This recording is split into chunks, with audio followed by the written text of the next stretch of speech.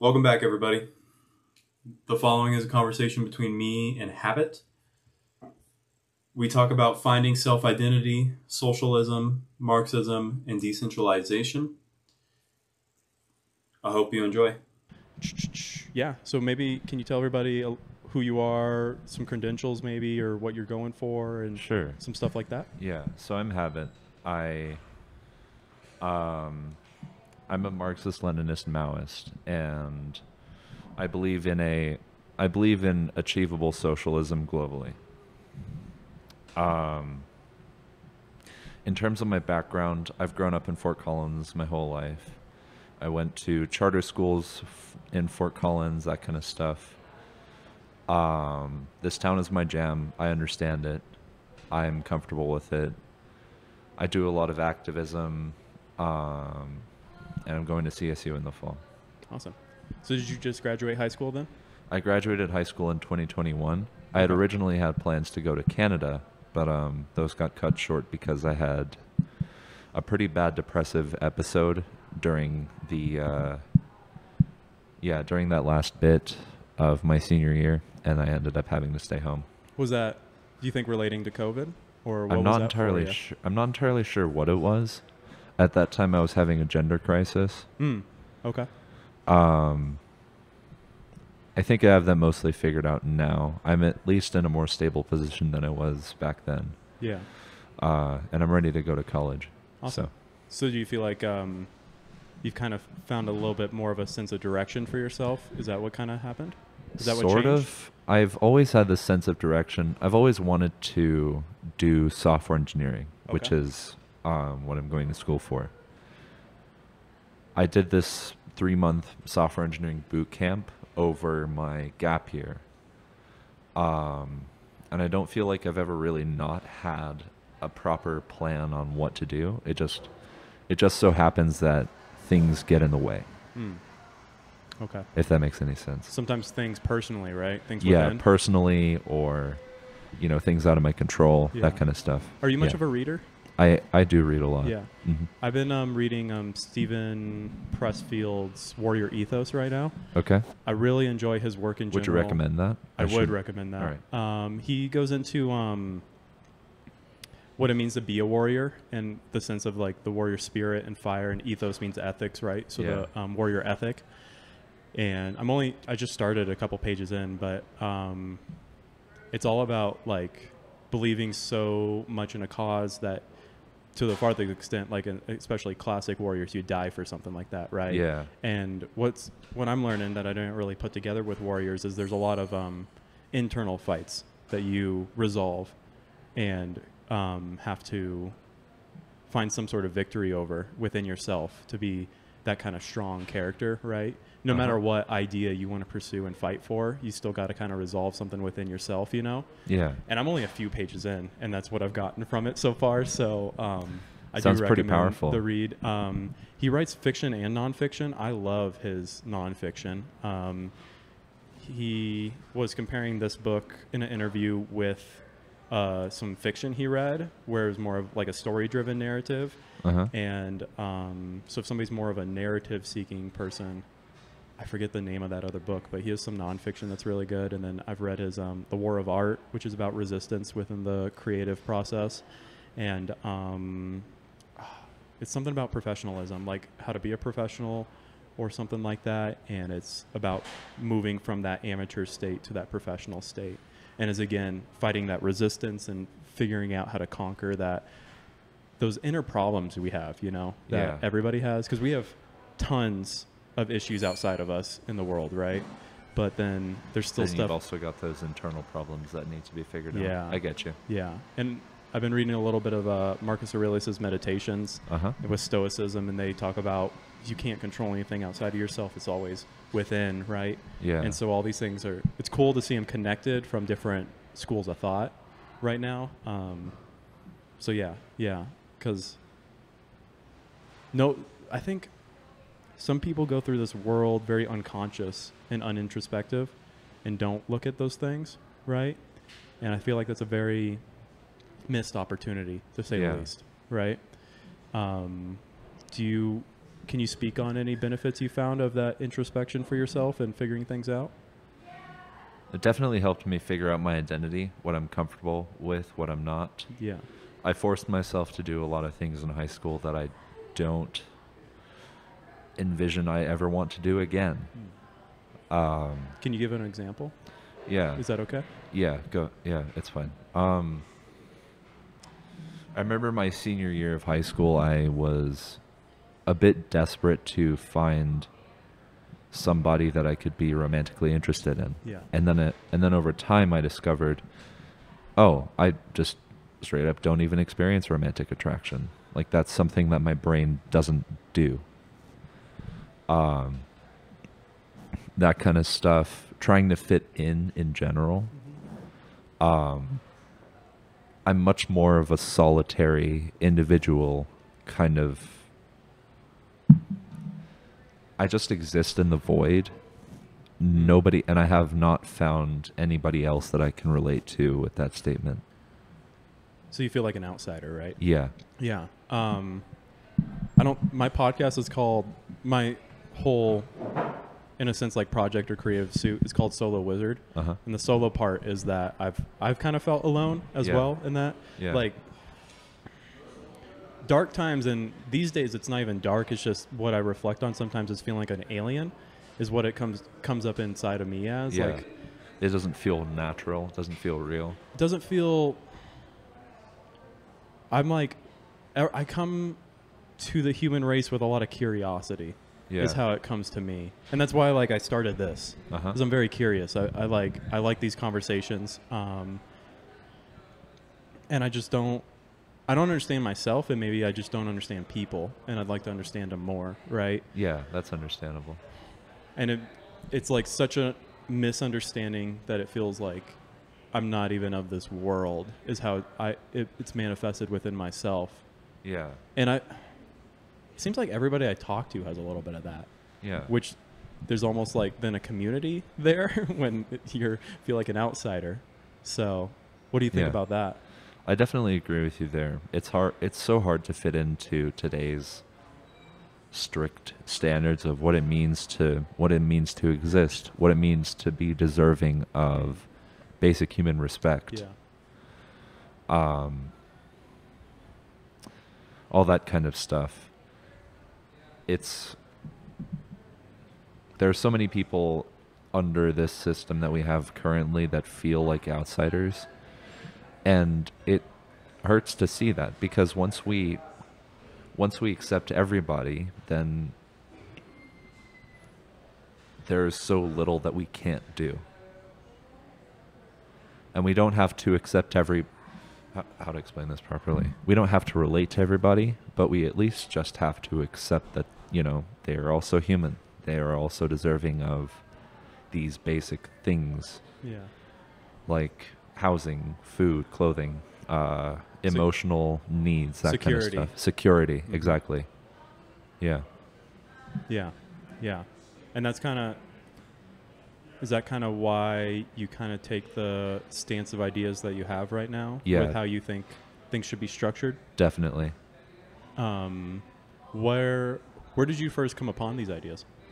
Maoism or Yeah. just leftism in general? What came first, I guess, in your life? I accepted from a very young age that there is no God. There are no people that should be put above others. Okay. How young is that? Like, can you give me a number? Probably as soon as I gained consciousness, so around 5 or 6. Okay. I realized that anyone can be taken out of this world, anyone can be put into this world, and for it, the world's not going to be any different. We're just little specks in the 4 billion years or whatever that this planet's been around for. Mm-hmm. I don't feel like anybody should have the power to change so much of the world. Unless we act in assembly. I believe in majority rule. I don't believe in any sort of rule of the minority. Yeah. I'm very democratically minded. And so then I came to socialism starting in high school, because I went to this high school that would be considered very conservative nowadays. I couldn't find any common ground with any of my classmates on issues that I couldn't, on solutions that I find issues. Yeah. Things that you think are real problems. Exactly. Yeah. Exactly. Like housing crises are trivial for me to solve, but other people they don't have any solutions that I would also go for. I feel like people just don't have a lot of solutions to these very real world problems, and that's how I felt back at high school as well. Yeah. And that's when I started discovering other socialist thought. And there was, I don't remember when I first accurately described myself as a Marxist, just in general, but it was something along the lines of, oh Jesus, my bad. It was something along the lines of, I saw something somewhere that was basically like, oh yeah, I'm a Marxist. And I was like, wait, you can do that? And so... Was it a video or reading or a person? I was reading something online. Okay. And someone was saying, you know, as a Marxist, and I checked out their profile because I was genuinely interested. I had read enough about Marx to know that Marx isn't how a lot of this global capitalist system, you know, says him to be. And I remember reading all of that guy's post history and being like, okay, I can actually really agree with this guy. I might be a Marxist. Yeah, yeah. Do you think, would it be fair to summarize, like, you were seeing, you had your own ideas and solutions to things? I had my own ideas and solutions to things, but I never had a label for them. Yeah. Yeah. And then also the people around you had their own ideas, but you didn't think that they would be viable. Yeah. I get you. Definitely. That's how I felt. Yeah. To me, I think there's an issue that, like, when we start tackling these things, they're so complex, and a lot of people have such narrow, simplistic answers to them that are, some of them can be just political buzzwords or virtue signaling buzzwords as well, just to feel good. When you get down into the dirty details of solving something, there's a lot more parts to the machine, so to speak, than initially probably thought, right? Yeah. And so that's kind of where I take things. I just don't think people think out a lot of other things, which is fair because we got busy lives and we're trying to just work and put food on the table and everything for a lot of people, right? So it's fair, but it still doesn't mean that these ideas are fully chiseled out, you know? Yeah. And I think, and it takes like such amount of deep thought to really get to the bottom of it. And so I totally see you on that, with people giving you answers and you're like, well, I can point those to answers aren't, they don't work in practice. Yeah. Or I can point to one thing and it just doesn't line up, or it's inaccurate or something, right? So personally, like I view myself as being in the center with most things, and that's maybe an element to what I'm doing currently, is just I'd like to build bridges between both extremisms, so to speak. But I guess what do you think how do you think things could be different? And do you picture like a full overturning of things? I do, yes. Do you think that's through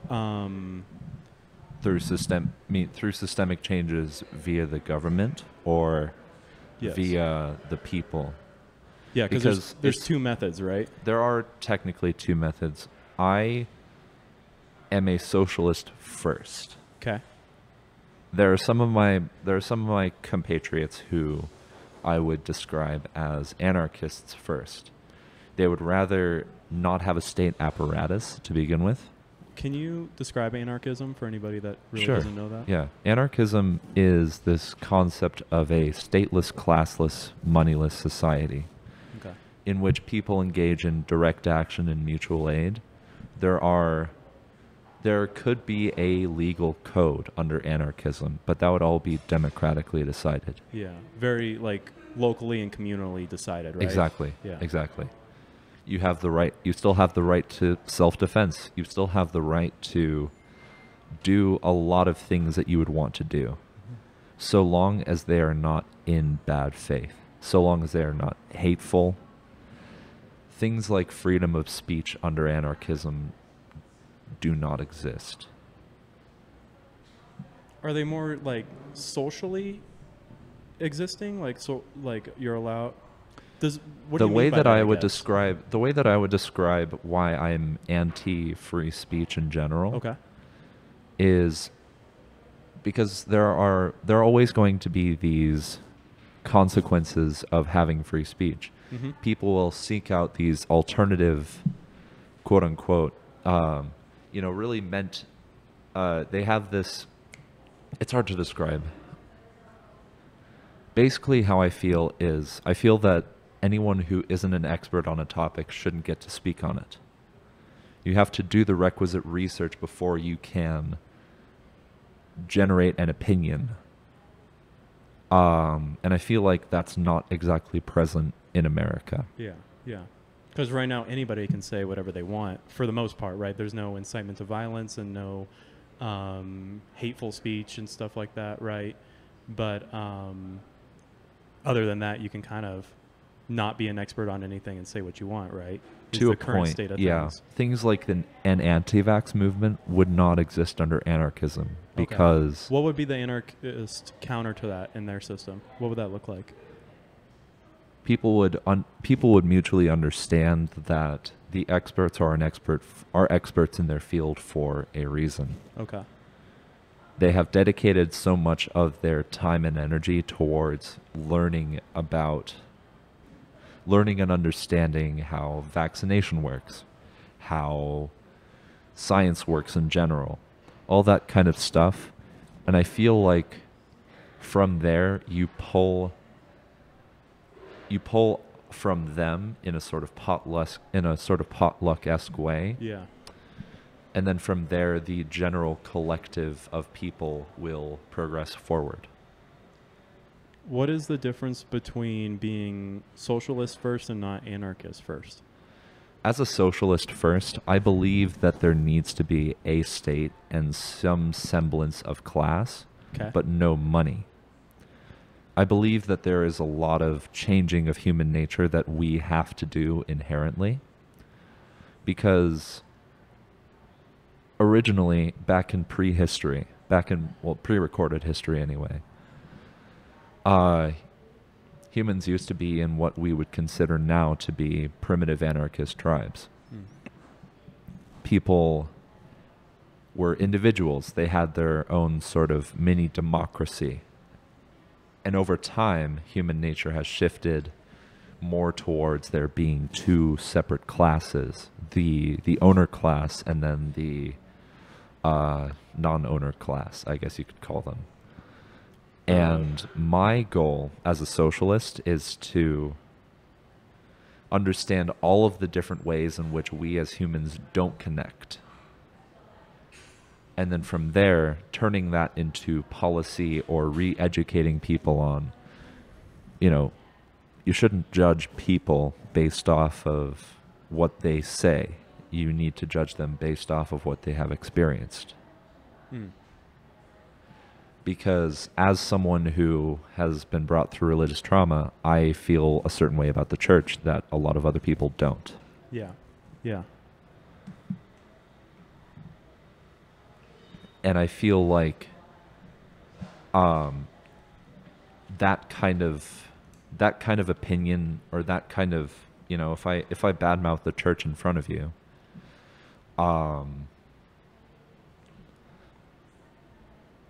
that should not necessarily mean that I'm less deserving of anything than you are. Do you think You said it's more about what people say than what they experience, right? Uh-huh. What if... Well, it's more about what they experience versus what they say. Oh, sorry. I got that backwards. Do you think it's more... To me, it's neither of those, and it's more what people do. Okay. I think, like, if you're to assess if somebody was a good Christian, hypothetically, you want to assess what they're preaching in church. You would assess what actually they're putting into reality, right? Yeah. How much charity work they're doing, or what they're donating, or what they do with their time, right? I think that's the primary way to evaluate what a person actually believes in. I definitely agree with you there. Okay. Because, like, you could say, I'm a world-class writer or whatever, but you write for maybe an hour a week, and then you're playing video games or something else, right? So then it's like, you're saying this, but then doing another thing, and I would rather assess what you're actually doing, right? Yeah. So do you think that's a fair way to kind of assess where people's... Like, I think you find beliefs through what people do. Do you think that's a fair way? Yeah. You find beliefs for through what people do, and also through what they have experienced in the past. It's a mix of both for me. So something that comes to mind now, based off of recent events, a lot of performative activism that I've been seeing. Yeah. A lot of what I would consider to be virtue signaling exists, and it's just not helpful. You know, it sends a message, sure, but you look at what else our elected officials are doing, and I don't see a whole lot of drive. I don't see a whole lot of, I want to genuinely better the people who have elected me and their material conditions.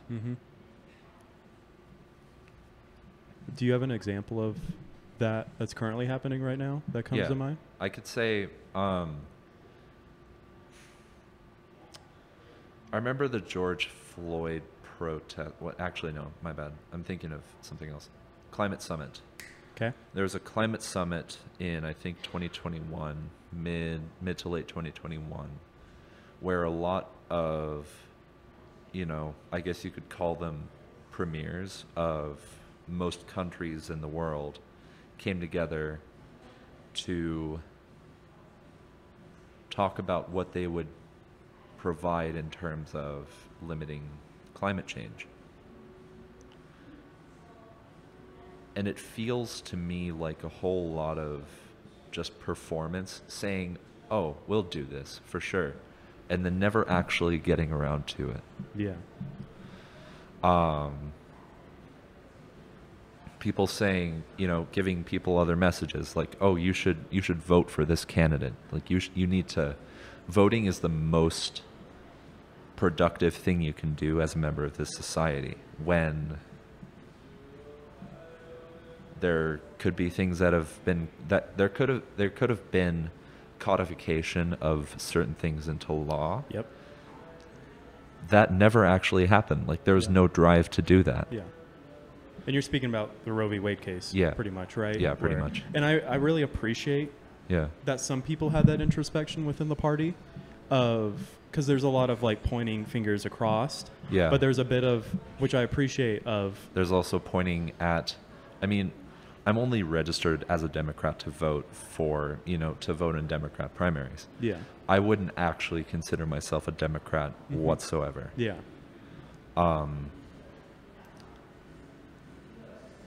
And I only give people criticisms of the Democratic Party because we live under a two-party system where not a whole lot gets done from either party. Where pretty much any sort of betterment of the material conditions of workers comes from their own effort. Unions, for example, give a very good benefit system to a lot of workers, but that's not from any party. That is a union thing only. That's a bottom-up thing. It's a bottom-up thing, and I'm much more for a bottom-up approach in general. I really like the idea of things like syndicalism, or... Do you know what syndicalism? Do you want me to explain it for the listeners? I connect it to pessimism. Is that, would you say that's accurate? Syndicalism. Oh, syndical. No, I don't know what that is. Go ahead. My bad. So syndicalism is this idea of transferring the means of production to the workers via, how to describe this? Via labor unions. Okay. Labor unions will be integral in deciding how, quote unquote, work will work in a post-capitalist society. How we distribute the means of production, how we allocate those to certain people who need them more, need them less, that kind of thing. Would it be like to say the board of directors of a company is the working people? I would not say that. No. Oh, okay. No. Okay. Because the board of directors are in the shareholders' pocket. Okay.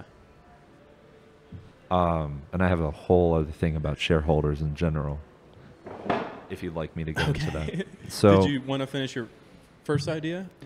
that's it? pretty much Okay. it. Yeah. Okay. Yeah, go That's ahead. about as rudimentary of an explanation of syndicalism as I can give. So shareholders are purely profit-driven.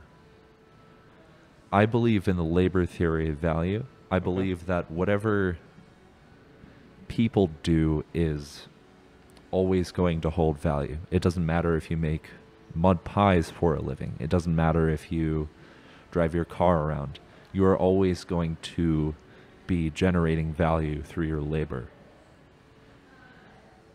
And I believe that a market theory of value, which is what we have currently, is upheld more by shareholders. And the proper, I guess you could say, compensation for people working in general under this system is lacking. Those are my thoughts on shareholders, though.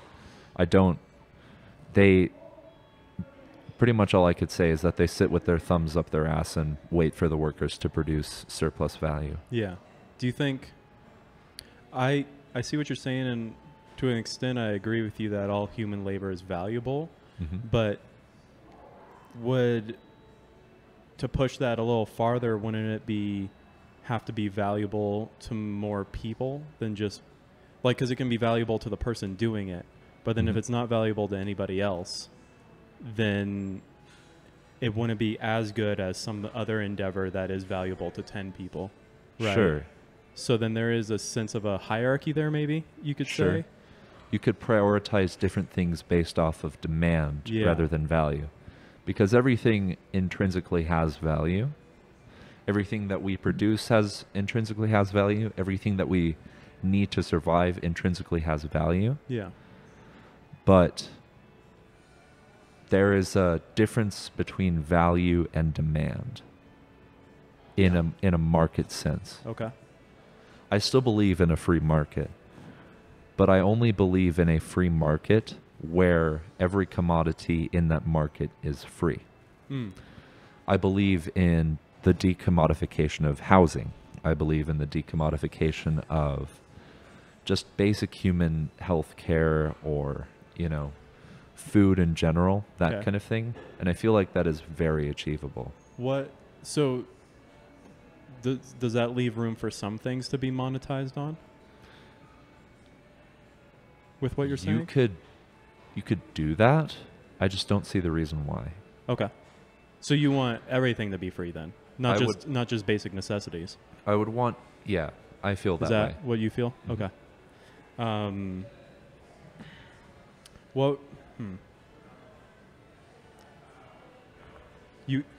So everything is just available for everybody? Yeah. Okay. And who manages that system? The people. The people do? Yeah. Okay. Because under socialism, the people own the means of production collectively. Okay. You still have things like personal property. I'm not one to steal your equipment. I'm not one to steal what you own, because there's a difference between private and personal property. Okay. Private property is as Marx describes it in Das Kapital, private property is it is the fruits of surplus value. Yeah. Because what you do as a business owner is you get a bunch of people together, and you don't just make enough food for the people under the business. Yeah. You make enough food with a surplus, right? And then they Exactly. sell off that surplus, and the business owner makes a Exactly. profit off such a surplus, right? Yeah. And they also do things like price gouging if you make too much. There is under capitalism, I guess the best way to describe this is there is a correct amount of surplus value, and any more is too much. Okay. I honestly don't know why that exists, why price gouging is a thing, but I do know for a fact that we at the moment can produce enough food to feed up to 10 billion people. Yeah. And not seeing that go to the people that need it the most is a little disheartening. What would you say if everybody was allotted? Is it fair to say everybody's allotted anything that they want? Not necessarily. There is a conflation between wants and needs. Everybody gets what they need. Everyone gets what they need. Okay. And who's to decide that? And that is a basic guarantee. Okay. Who and that was so through everybody voting, maybe not vote is the good word, through the whole community deciding what is a basic need for the community, that is what you are guaranteed no matter what, right? Yeah. Do we have an idea of what, like, can you put a qualitative number to that? Or is that something that would need to be voted on later when we figure this out? It's more of a basis. It's hard to describe. It's a very, it's a need by need basis. Okay. There is no average person. There is no average amount of stuff that you need to give to people. You just, from each according to their own. Sorry, I'm fucking this up. You're good. It's okay. Yeah. I don't know why I haven't slept enough tonight. It's all right. I've had those days. Yeah. From each according to their ability to each according to their need is the philosophy that I have in mind with my kind of market. Okay. But And then, sorry, go ahead. If somebody has a higher ability, then do they deserve higher things, more things? Not necessarily. Okay. How to describe this? There is no extra reward for working more. Okay. There is you don't have to work if you don't want to. Okay. Work is this idea. Under capitalism, we have been told that work is this idea of you must do it in order to maintain your livelihood. Mm-hmm. You must do it in order to fulfill your basic needs. And even now, that is, even though I work, I cannot maintain my basic needs. Yeah. And I doubt that a lot of people under this system can. Under socialism, though, you can work when you feel like it. You can do... How to describe this? The reason that we came out of primitive anarchism in the first place was because we felt that it was necessary to innovate. And that's not exactly going away once we remove profit from the equation. Okay. People will still want to innovate, but they'll only do it in more practical ways than we can do it at this moment. Do you want me to give you an example? By of something practical, like that? do you mean like more on their own time? Practical in that sense, practical in the solution sense. Like as a solution comes up, we'll figure something out? As a solution... Or as a problem comes out, sorry, as a figure problem something out. comes up, we will figure something out. Yeah. Exactly. Okay. It's a lot more needs-based in Okay. terms of how innovation works, how we distribute things to people in general. because there is no average baseline for the individual. Yeah. Yeah. I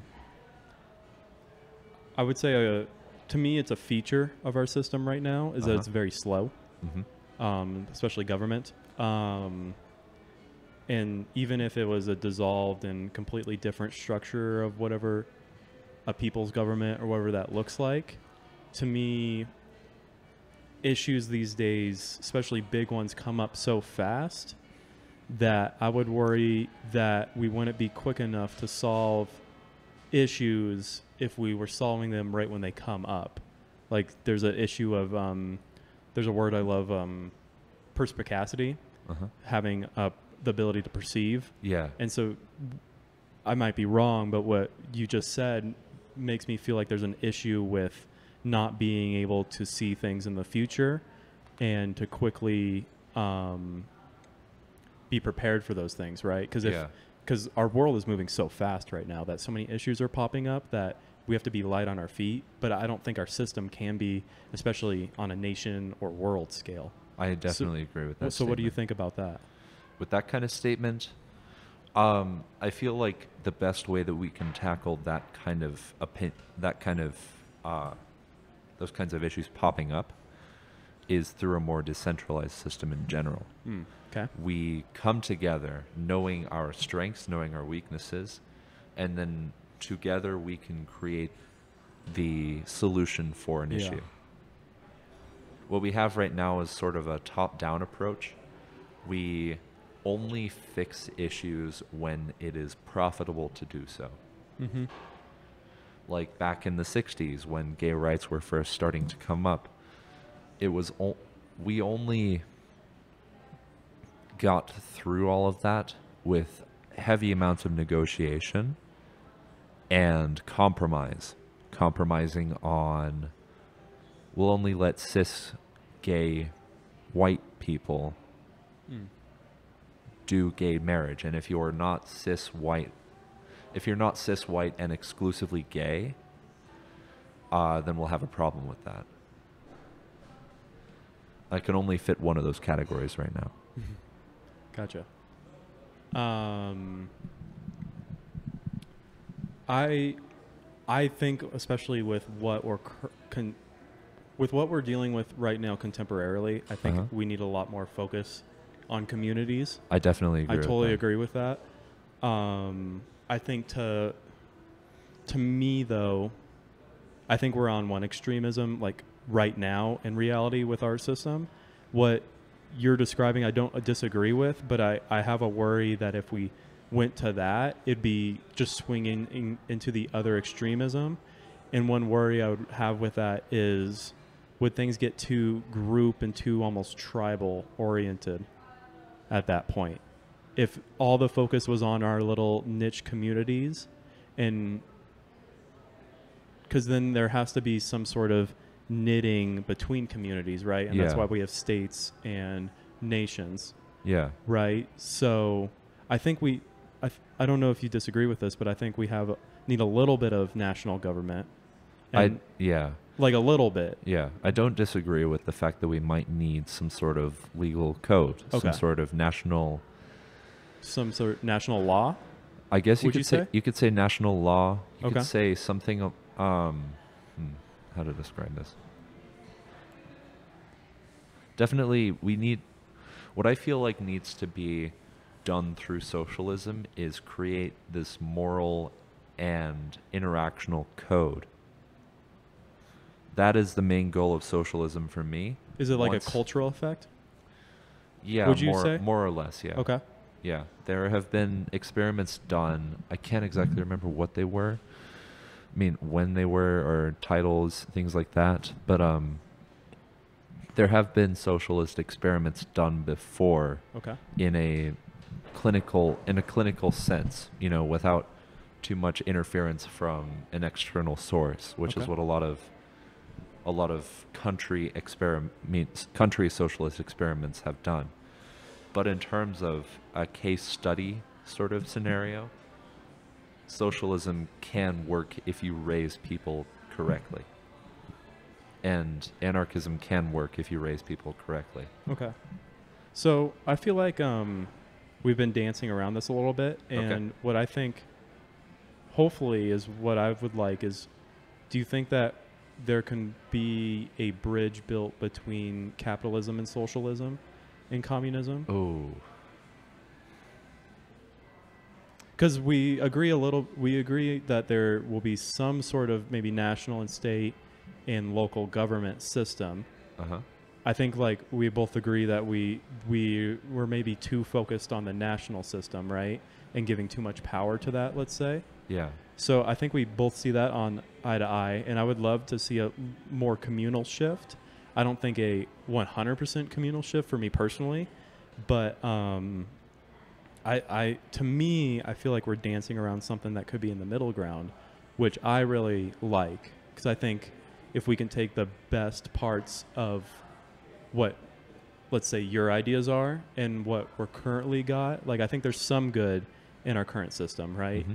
So I think if we can meld all the good things together and maybe add a little bit of spice on top, so to speak, that could be maybe the better course forward. What do you think about that? This is a tough question. Yeah. I am very anti-capitalist. Okay. I'll just put it that way. Okay. The amount of changes that capitalism has tried to make to human nature without success is pretty astonishing. Can you give an example? Yeah. Back in the 80s, when Reagan was elected president, what he essentially did to how capitalism works in the U.S. in general is he outsourced all of the labor that was used to produce American goods to different countries, to the global South. And in doing so, he has tied the global South to us in the name of capitalism. On top of that, there will never be, under capitalism, there can never be a proper full recompensation for the amount of labor that I put into something.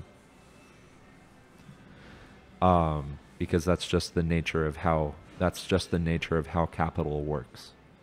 I don't feel like there is any reconciliation, and I'm sorry that it has to be that way. Yeah. But we've lived in capitalism since the 16th century, back when Great Britain originally started to do proto-industrialization. Yeah. And in doing so, Great Britain conquered a quarter of the world and subjugated billions of people. And I don't see any reason why I would want to have any part with that. Okay. There are certain things from capitalism that I do like. I like having a standardized unit, like metric system. I like how that's pretty much it for me, honestly. That was a question I wanted to have for you. I like the industrialization and, you know, the steps that capitalism has provided us to move forward from feudalism. I would take capitalism over feudalism any day of the week. Okay. But I would take socialism over capitalism any day of the week as well. Okay.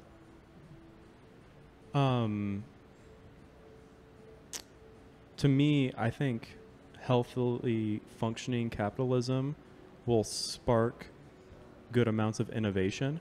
Okay. And that's why I like it. I don't think we're in a healthy system right now. I think we see eye to eye on that for the most part, at least, you know.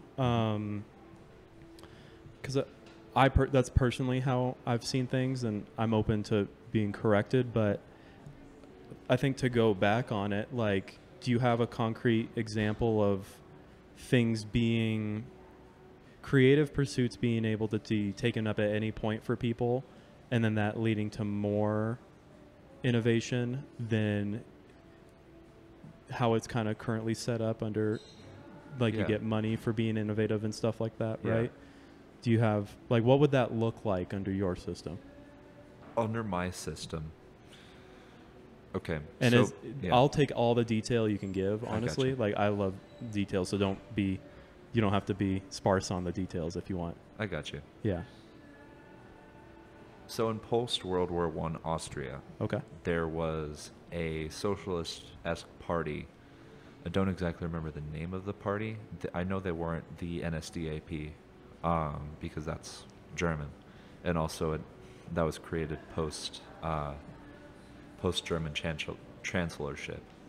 Anyhow, this party controlled Austria, especially in a very tough time after they had lost World War One, and they had to pay reparations. They had to do all these kinds of things, and one of the party's goals was to provide pretty much, well, about as free housing as you can get under a system that still uses money. Because back then you could actually get away with, being very, very close to socialism without having someone breathing down your neck. Mm-hmm. They ended up in Austria, especially Vienna, building a series of public houses, a series of public, well, I guess, shelters, living situations that were essentially like apartments. And all that the residents had to do for those was literally just pay utilities. That kind of system, it was very innovative. It was, it sparked a bunch of production in a post-giant war Austria. Yeah. And it helped them to reach this level of having a high enough standard of living for people in Austria without ever really having to do too much in terms of capitalism. Yeah.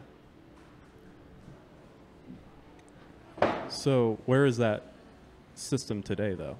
How has that played out over time? Do you know? It's still here today. Okay. I know in Vienna at least 4 out of 5 people still live in the socialized housing that they have going. And that's more or less becoming true in other places, like in Berlin. In Berlin, in about March, I think, of 2021, there was a bill passed by, the general people saying that, I can't remember the exact number, it's around 200,000 housing units were transferred over to the government in a very similar style to Austria. That kind of stuff. Okay. I feel like there is no profit incentive to do it, and for it, nothing was lost. Nothing bad came of it by any means. And yeah. So I haven't played with this idea, but to me that seems like a little bit of a middle ground area, because we reach something that is more socialistic, or more under socialist ideas. Oh, you're good. Of having communal housing, right? And so nobody's profiting off this. There's just kind of like a standard here, right? Yeah. That this is what you get. But then everything outside of that, it seems like there's still, I'm guessing, like manufacturing and different things outside of that, right? Yeah. So, I mean, if that system works, I don't have any problem with that if people are happy in those houses and everything like that, right? Sure. So, there's also some, do you mind if there's a little bit more to that kind of story, though. Okay. The reason that there is this global neoliberal capitalist thing going on at the moment is because Reagan tied a lot of NATO countries into what I call the imperial core. In the imperial core, you are much more likely to have a high standard, high by today's standards, living standard, versus in what a lot of people consider to be third world countries, countries outside of the imperial core, stuff like the global south. To summarize, is that outside, or is that high standard just by virtue of being within a first world country? Yeah. Is that what you're referencing? Yes. Yeah. Because you're in the top 1% of the world if you make like $35,000 a year, if you split it like that, right? Sure. So anybody within those countries making that money is now in that core with being the top 1% that's doing very well in the world. Is that fair to connect those together? Sure. Okay. I'm not entirely sure on the correct number. Okay. I'm certain that you probably have a better idea of that than I do. Mm-hmm. Yeah, nothing much else to add. That doesn't account for like housing costs and everything in the area you're living, but compared to the global sphere. Compared to the global sphere, I'm assuming that about 35K would put you in the top. In a high bracket. Yeah, very high tier, right? So, can you tell me about this? Would you call it the imperialist sphere? The global sphere? Yeah, the imperialist core. Imperialist core, okay. So, in the imperial core, you usually live in what's called a social democracy. Okay. Something like what a lot of Europe is made up of, to a lesser degree the U.S., and Canada is somewhere in the middle. Between full-on social democracy and something a little more similar to the U.S. The problem with that kind of system, though, is that the labor required to produce things is outsourced. It is put to other countries. Other countries, exactly. Yeah. It is put to a place where sweatshops are legal. And if you take away that, then the idea of social democracy in general kind of flounders in a way. Mm-hmm. You don't have a lot of the goods that you need because there are no third world countries for you to exploit. Have you ever heard of Michael Parenti?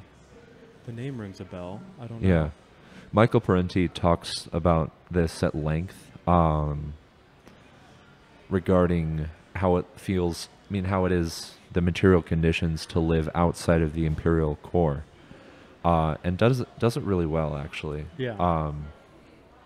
Would it be fair to summarize it's like all the capitalists are tooting their horn of like, look how great America is and everything that we're producing. And it's like, yeah, but those things are being made in America, made somewhere else. In worse conditions. Exactly. And so it's like the big shows right here, but then what's feeding it or powering that is way over here and doing a lot worse. Exactly. Is that kind of a fair way to paint it? Yeah, that is a very fair way to paint it. Yeah, and I'm totally on board with that, There's the Navy SEAL Jocko Willink. Yeah. He's on social media and stuff like that. They started out making their own jiu-jitsu gis in the U.S. and have branched out to like making boots and stuff like that within the U.S. And I really appreciate that. And I think, do you think more manufacturing should be done in the U.S.? Is that your stance? My stance isn't that manufacturing should be done in the U.S. I feel that it's more manufacturing needs to be done on an as-needed basis. If you're in a region and you need something, then you are the ones that produce it. If someone is in a different region and needs your help, then you do that too. Like I said earlier, this is on a very global, what my view is a very global as-needed basis. Yeah. If there's a region, say there's like a drought in California, and there's a bunch of water in, I don't know, Mongolia. Mm-hmm. I feel like it is the proper response there would be to help as much as you can. Would be for some place like Mongolia to help California out as much as possible. Well, to a degree.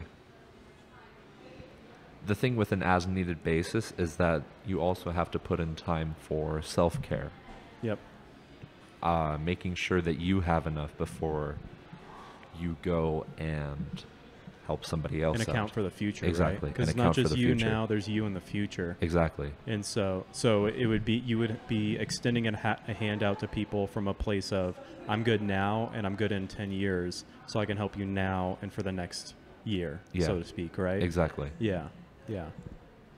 Which I think, like, interpersonally, that's what we should shoot for sure. Definitely. Right? I mean, there's a give and take of, like, you're only going to be a certain amount already. You're not going to be 100% every day, right? But at the same time, like, you got to come correct in a sense, and you got to be, to the best of your ability, fortify yourself and Yeah. be strong. So Yeah. then you can be strong for those around you, right? Yeah. Right? Yeah. Yeah. I have nothing against that at all, man. Awesome. Yeah. Do you feel that on an international basis as well? That's a really good question. Do you feel like it's possible for us to, well, how to explain this? Do you feel like once the people rise up and take democratic control of their respective countries, stuff like what happened in China and the USSR and the DPRK in Cuba, that kind of, do you feel like once everybody has those sorts of systems in place, that we can forgive international struggle? Because I feel that way. Okay. What do you mean by international struggle? Just like all the hardships people have put other people through? Conflict in general. Okay. I'm thinking Cold War-esque type things. Okay. Like how currently I believe that the U.S. is engaged in a Cold War with China. Granted, that's only through a bunch of misinformation campaigns and just in general Chinese slander of China and that kind of thing. It's very reminiscent of what the U.S. did to the USSR back in the Cold War. Mm-hmm. Even though the U.S. actually has... I have pertinent information regarding this. Okay. There is a CIA study done... Hold on.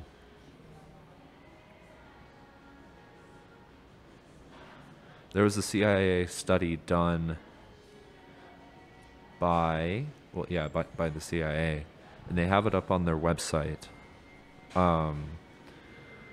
where they essentially proved, here we go, quote, American and Soviet citizens eat about the same amount of food each day, but the Soviet diet may be more nutritious. Blah, blah, blah. According to the CIA, an average Soviet citizen consumes 3,280 calories a day compared to 3,520 calories for the American. The average daily calorie intake for the Soviet Union is grain products and potatoes 44%, sugar 13%, dairy and eggs 11%, fats and oils 17%, meat and fish 8%, with 7% other products. The American consumes daily grain products and potatoes 26%, sugar 17%, dairy and eggs 12%, fats and oils 18%, meat and fish 21%, and 6% other products. I don't feel like... I hear a lot of things about how in China you have to watch yourself because of freedom of the press. Is that describing things currently, just to be clear? That was describing things during the during the peak of the USSR, back Okay. in the 50s. So 1950. Okay. Yeah. Just want to be clear. Go ahead. And I feel like the same kind of thing can also be said for modern day China. People don't understand how the Chinese government works all that well because they hear, ooh, it's a vanguard party. That's Marxist-Leninist. I don't like it. Okay. When in reality, that's not exactly how it works. There is the Communist Party of China, but it is also monitored and I don't know how well to describe this.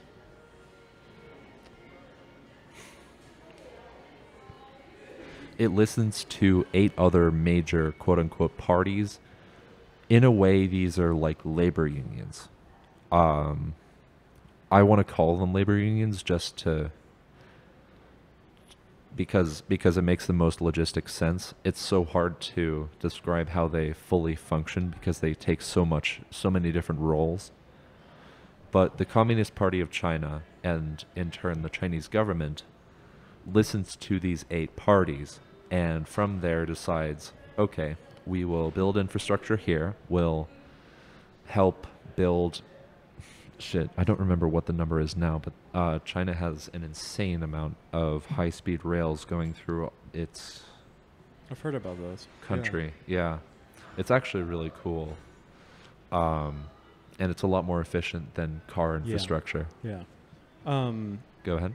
With the nutritional stuff aside, what do you think about the millions of deaths attributed to the USSR in the 1950s and China during Mao's reign? Yeah, you're referring to the 2 Great Leaps Forward. The Great Leaps Forward with Mao. Yeah. Okay. So I think you're referring to what's called the Black Book of Communism. Okay. Which was a study released in the 90s post the Soviet Union voluntarily collapsing because of Premier Gorbachev. Those deaths are grossly inflated. The actual authors of that study came out later and said that their deaths were very inflated. They counted Nazi deaths during World War II and political prisoners who were also Nazis in the USSR. Same kind of thing happened in China regarding things like famine. And famine happens in the US. Famine happened in the 1850s all the time with the Irish potato blight famine, that kind of thing. It's hard to say that because communism has, quote unquote, killed so many people, that it is still not a better system than capitalism, because capitalism also kills 200 million people a year. I can pull up numbers on that if you like. Okay. Is that contemporary? This is contemporary. And what is that resulting from? It's mainly resulting from improper resource distribution, not giving people the medical care that they need. This is mainly a thing for the global South, which is why I say, another reason of why I say that social democracy in general is a little hard to maintain. Also because it leaves a lot of roads in for fascism. Mm-hmm. It does, right? Yeah. So that 200,000 number takes into account deaths overseas, correct? Wait, sorry, not 200,000, 20,000. 20,000. Well, 20 million every year. Hold on. I need to organize this. Is that... And are those deaths overseas? Is that what they're counting mostly? From industrial production? Not from industrial production. But they're overseas, they're counting, right? Yeah. My main point here is to say that counting the amount of deaths, quote unquote, preventable deaths over a system's lifetime is a bad... Metric. It's a bad metric.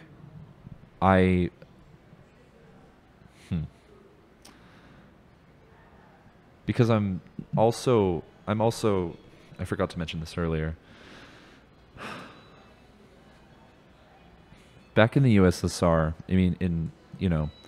both China and the USSR were feudal before they had their revolutions and great leaps forward. And what is feudal, just for people? Feudalism is this idea where the best way... do you want a funny description of this, or do you want just a serious description of this? I'll take both if you can. So the most serious description I can give of feudalism is this idea where instead of you having a social ladder that you can climb, which is not really existent under capitalism either, there is still a working class, which is essentially all indentured servants Is it- to the owning class, Is the it the lords. caste system? Is Yeah, that involved in it's it? a caste system to a degree. In terms of means of production ownership, that mainly lies with the barons, the royalty, nobility, that kind of thing. And the problem with that is that it is familially related. So if you have things like, I never remember what this is called. I think it's like predetermination. Hold on. Oh, I think I know what you're talking about, actually. Yeah. Predestination? Predestination. There we go. The thing with predestination, which is a key in feudalism, is Yeah. that, you could have someone who really doesn't know how to run things, or you could have the further and further divvying up of your estate. I'm speaking from a very Through kinship. Yeah, through kinship. I'm Yeah. speaking through a very feudalist mindset when I speak about feudalism. I don't know why, but it's an unjust system.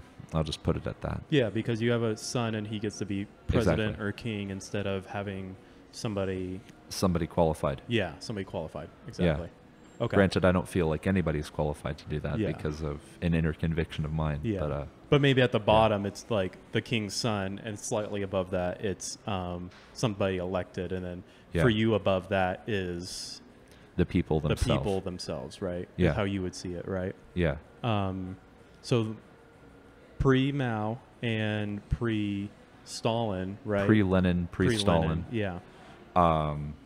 Both of those countries were feudalist. And so they had really poor standards of living regarding the rest of the capitalist world at the time. What they ended up doing, what a lot of feudalist countries had because of the low standard of living, was a lot of kids. And so those numbers go down because you don't have as many of your children dying under a system where your standard of living is significantly higher than the previous one. Yeah. And those are also numbers counted in that study. Predicted, the best way I can describe it is predicted birth rates were counted in that study in the Black Book of Communism itself. And so a lot of what that study did in terms of good scientific practice really should be taken with a grain of salt. Okay. While maybe the broad scale claims of the amount of deaths might be inaccurate, I read the Gulag Archipelago. Do you know of that book? I think so. It was written by a Western author, right? No. He was a guy, I think he died in the West, but he grew up in the 1950s and served for Russia against the war. Oh, what was his name? But he wrote a 3-part series, and then I read the abridged version into one book. And he described situations of, I remember one of, there was a internment camp for closer to Nazi Germany as they were approaching in with World War II, right? And they didn't want to give up the ground or the resources or the people, but they had to retreat back because their forces were outnumbered at that point within the war. And so what the Russians or the USSR did was set train cars full of people on fire, the book claimed, and fled the situation because they were all going to be prisoners at that camp. And they didn't want the prisoners to be turned over, and they also couldn't take them with them, was one story. With the camps that was set up under Stalin and such. So I'd be interested to dig into the broader numbers, but then there's also personal accounts of on the ground what was going on as well that is interesting to look at as well. Yeah. and that was under such a system. And Sure. somebody would cite such a thing as being a negative towards it, right? So Sure, you could say that. what would you think? I'd say that those claims are not, well, They how are to describe this? anecdotal, but they were They are something that yeah, happened. they are anecdotal. They could have been something that happened. Neither of us are around to say it. Fair. Neither of us can truly speak on it. Mm-hmm. And there are also cases of this happening under the U.S. Mm-hmm. There were Japanese internment camps back in the 40s for even just Japanese exchange students coming to the U.S. during World War II. So I don't feel like it's fair to say that that is communism exclusive. Yeah. And I also don't feel like it's fair to say that we can take that at face value. Mm-hmm. There isn't enough evidence to prove or disprove that claim. Okay. I wish I could remember the guy's name. The book was called, have trouble with the name, Gulag Archipelago. Yeah, Archipelago. I got you. I'll look it up. Very good read. One of those deep dives into the darker nature of humans. Who was it written by? Do you have it up? Alexander Solzhenitsyn. That's right. Yeah. It was originally 3 parts. There is a abridged version out, which I bought and read just because it's easier and a little shorter of a read. Because it's like a 500-page book. But there was something. Do you think contemporarily China is better than the U.S. right now? Oh, totally. The U.S. has multiple human rights violation problems. Okay. And it is foundationally based off of capitalist, white supremacist hegemony. Okay.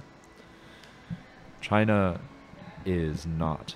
Granted, there was a famine in China, sure. There was a great leap forward, sure. Mao killed a lot of landlords, sure. I see no problem with that.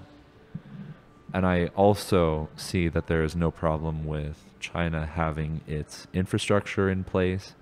China has more gender-affirming care sites than the U.S. does in a lot of areas. China has legalized abortion and has legalized a lot of women's autonomy, men's autonomy, just in general. In China, 70% of the millennials living in China actually own their own home. And I don't think that's a statistic that the U.S. has much of an up on. What would you say the people that would worry about any numbers that come out of China as being they're inflating such a thing? Is there a worry there, do you think, of them? Because there was a little element of that when Mao was in office. Sure. Where things were made to seem, quote unquote, seem better than they actually were. Yes. Is there? I think there's a little bit of a worry about what's actually happening inside and what's being portrayed to the outside world, right? Yeah, I get that. There's an element of that there, right? Sure. I get there's a concern about that, but I feel like until I actually go into China, I'm going to China in a couple of years here for an exchange year. Yeah. And I feel like once I go there, once I actually experience what China is like, I don't feel like I'm qualified to speak on that. That's fair. Yeah. That's another question is that I always have to people that really disagree with the system entirely with the U.S. is why stay, I guess? Why not move? Why not choose a different system that's in the world? Why? So I would pose the question to you, why stay? Why stay? Yeah. I'm forced to at the moment. Okay. Would you prefer to leave? I would definitely prefer to leave. Okay. Where to? I'd like to go to China, but first I'd like to be fluent in Chinese. Yeah. Or honestly, even the DPRK would be nice. Democratic Republic of Congo? The Democratic People's Republic of Korea. Oh, sorry. Okay. You're good. You're good. It's not something that I expect a lot of people to know about. Yeah. I think I misheard the acronym too, but no, you're good. anyways. So I would really like to, for me, it's not just that I want to experience a different place. It's also that I want to bring that place here. Okay. I would be comfortable living in the US for a time. I'd like to see some sort of revolution, or at least I'd like to contribute in some part to an American revolution. I would like to know, I mean, I'd like to see how socialism plays out in the US, and I'd like to be a part of that. I feel like it's part of my duty as a socialist to engage in revolution. Okay. Because there's two methods to bringing this into reality, right? There's the reformist, which would target laws and structures, and then there's the revolutionists. And revolution, right? And to me, what the former is a little more peaceful, almost, and maybe, I don't know if safer is a right word, but the revolution will. It's a little more compromise based is, I think, a good way to describe how I feel. For the former? For the former, yeah. For the reformists? Reformism in general, I feel, is more compromise based. What do you mean by that? We live in a representative democracy, and because of that, you have to deal with bureaucracy and legislation. People have different viewpoints. People are paid to say things that, people are paid to say and do things that aren't exactly representative of the working class. And because of that... Of the people that elected them. Right? Of the people that elected them. Yeah. And because of that, there will be conflict and there will be reconciliation. Like Obamacare originally was planned to be this very, very social democratic sort of system where there would be government-sponsored free healthcare. And then through the legislation process of that, it actually went through a series of problems because of Republican legislators, and also to an extent some Democratic ones. Yeah. Which is why we now have a weird... which is why Obamacare came out looking very weird from legislation. I feel like it is... I feel like the main difference between revolution and reform for me is how much compromise are you willing to go through. I'm not willing to go through a whole lot of compromise. I feel like that's something that we should figure out after we have a revolution and after we have a class consciousness idea just generally spread towards the public. Don't you think that should be flipped, though? Don't you think you should have a really well built out idea of what things should look like before a revolution, so that once the chaos ensues, so to speak, that you're ready to rebuild? Wouldn't you want that flipped? I see what you mean. Yeah. The problem is that things can't exactly go according to plan all the time. Wouldn't you want to try to stack the deck best to your favor, though? Sure. To have things planned out the best that you could possibly manage? Sure. And so you manage your resources by... That's what I do as a revolutionary, is I manage my resources and plan for revolution. You have to strike at opportune times, and there doesn't there is an end goal, but there is no exact plan to go through with it. That's part of decentralization in general. Is it doesn't matter how we get through it so long as we do. Okay. Do you think, for you personally, do you think you have... I don't know if I'm phrasing this right, but do you feel like you personally have a unique take on your particular ideas, or are there a lot of people that have the same and exact similar solution that you personally hold? There's a fair solid amount of people out there like me. Okay. To me, it sounds like you have your own flavor to things, I guess, is where I'm coming with that question. Yeah. There's definitely some ideological differences between what I would consider anarchism and what I would consider more in line with socialism. Okay. And although there are those ideological schisms, I still feel like it is helpful to have as much support in revolution as possible, and then whatever happens afterwards happens. Okay. Do you worry that... Where do you think decentralization can be out of hand? Out of hand. Yeah. Where can decentralization go wrong? Okay. Do you know about Rojava? No. Rojava is this little autonomous socialistic. I don't know how to describe it. Rojava is very weird in general. It's an anarchist experiment in the Middle East, a bit outside of Syria, Okay.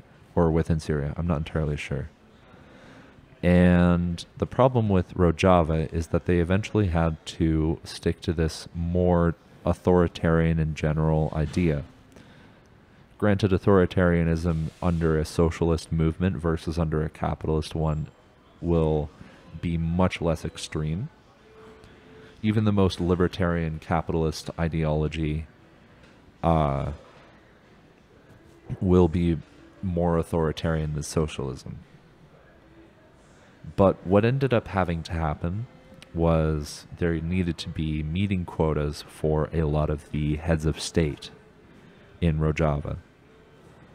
And so they eventually had to conform. I mean, they had to convert from this libertarian socialist-esque kind of state to something that looks a little more like Cuba or like the DPRK.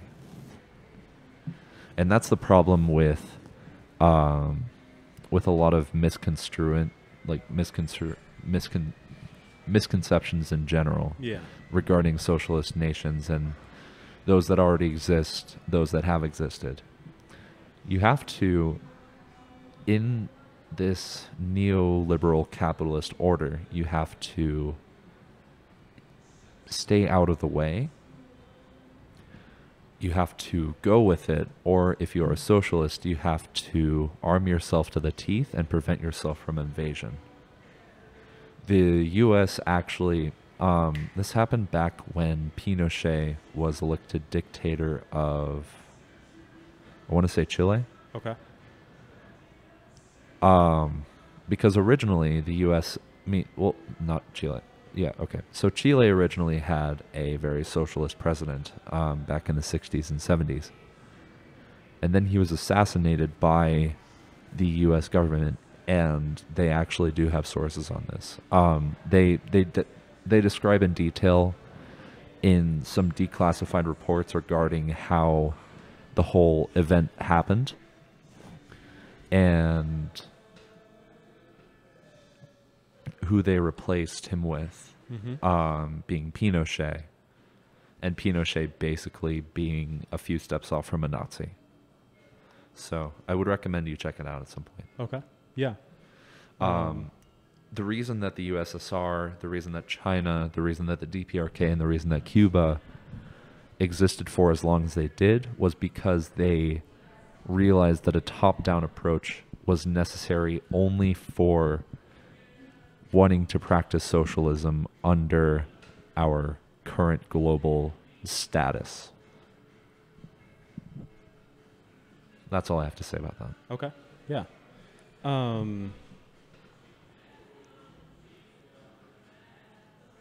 I don't know.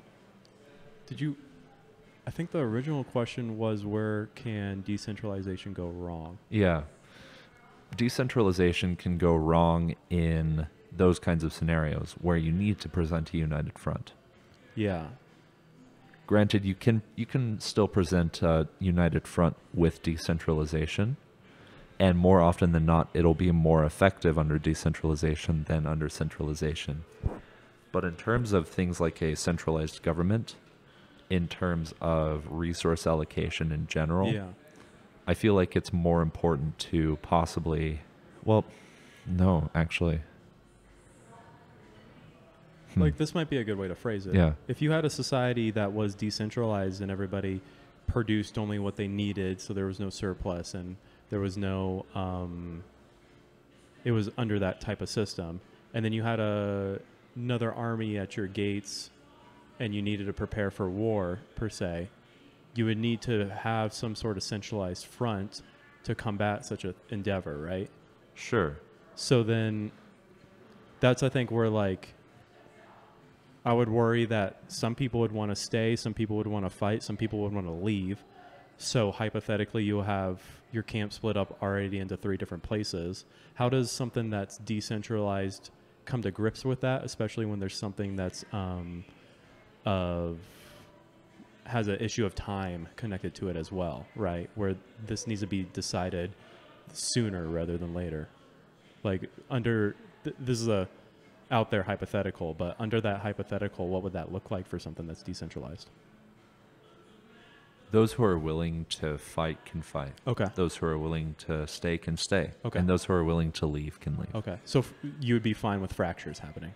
I'd be fine with fractures happening. Okay. Then most likely, when it's such a, like, over the test of time and just conflict in general, when it's such a society, then just be crumbled at some point? Not necessarily. Okay. If you educate humans correctly on how other humans work, because we are animals that don't exactly understand all of the different facets that other humans could be going through, Mm-hmm. it's important to have that groundwork first and to actually feel like what you are doing is useful and helpful. Yeah. That's the thing with decentralization. Only the people who are interested, only the people who genuinely care are a part of that system. What do you do with the people that are not interested in the system? You help them anyways. Okay. But so then there is a production of more than what's needed at that point then? Not necessarily. I'm not saying that anyone outside of a decentralized system is not deserving of... What I'm trying to say here is that we all as humans have basic needs. And if you are in a decentralized system or not, it does not matter if you are still deserving of that. I mean, yeah. I mean, if you... Sorry. Your participation in a decentralized system, whether you do or not, is not indicative of whether or not you still are human and deserve things. Okay. But even if it's 10% of your population that, let's say, you still support but don't need, that's going to be dead weight, so to speak, isn't it? That's more of a cynical take, I know, but isn't that in a sense dead weight because they're at that point a net negative, and then that means that some people would have to have a surplus generated to be put forth to that 10%, right? Sure. So how does that work? You don't define it as a surplus if it's for the human population. If it goes back into the community? If it goes back into the community, regardless of whether or not they participate, it is not a surplus. Okay. So is it in a very Go ahead. in a very narrow hypothetical, if all of the surpluses that were generated from capitalism were either filtered back into our community or other needed communities, other third world nations, so to speak, if every surplus was accounted for and there wasn't any excess that went wasted, would you be fine with that system proceeding then? Totally. Would that be okay with you? Totally. Yeah. See, I think that's where I would like to see like a middle ground. Like, what if we just need to tighten up some of the nuts and bolts on our capital system to where all these, where we're not producing 100 things for 10 people, right? Sure. And things are more well distributed. Like, I'm totally all for things not being wasted. I have a big efficiency bone within myself, just speaking personally. Like, I like things to be to have 100 and we hit 100. If we hit 110, that 10 is used somewhere, right? Yeah. So I have nothing against that, and I consider myself more on the capitalist side, you know? So I'd love to see that incorporated. I think that's where, like, you and me could see eye to eye on. Yeah. So I don't know if you have any thoughts to that. I do have a thought on that. Yeah. I do sort of disagree with you here, and I'll tell you why. Okay.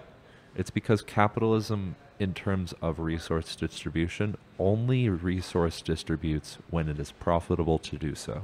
Mm-hmm.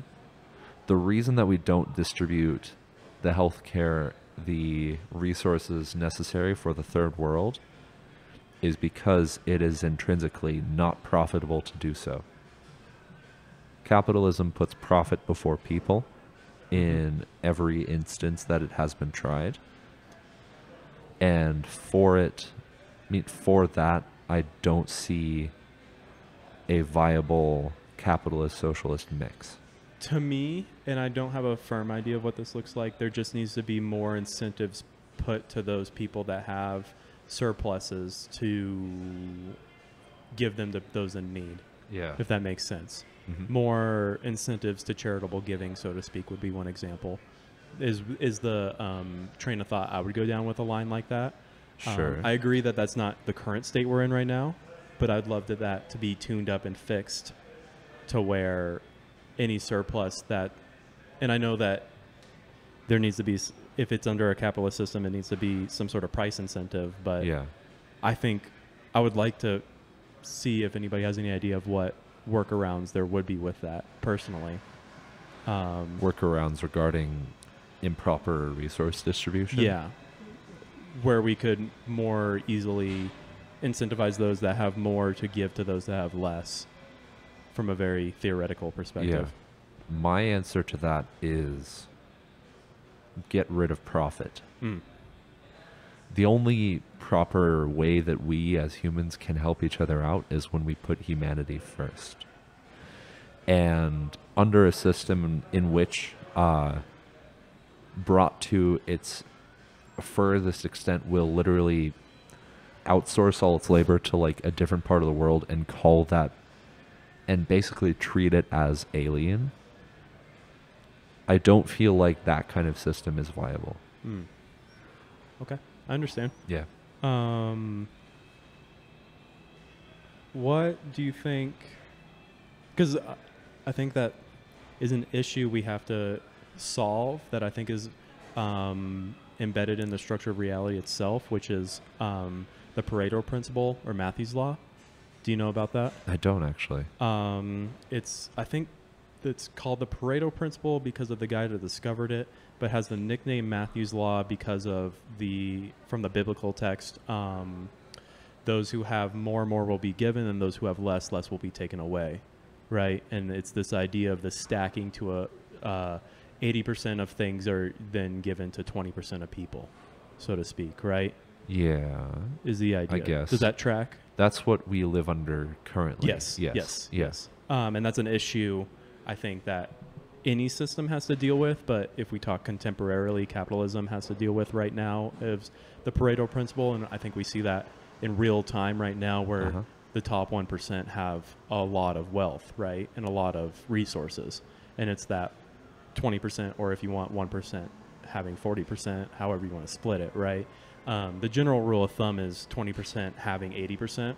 What's interesting is when you can find it in many different things, even non-creative or non-human endeavors. Human endeavors, you can find it in like the top 20% of musical artists have the top 80% of the top 100 top songs.